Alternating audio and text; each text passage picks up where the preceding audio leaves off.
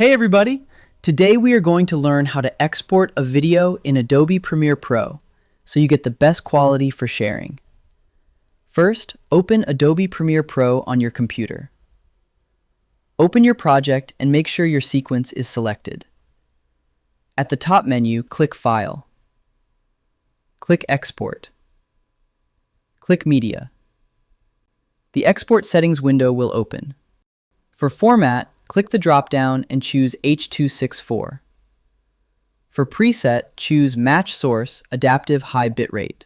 This keeps your original resolution and frame rate. Scroll down and make sure Export Video and Export Audio are checked. Click Export. Premiere Pro will render and save your video.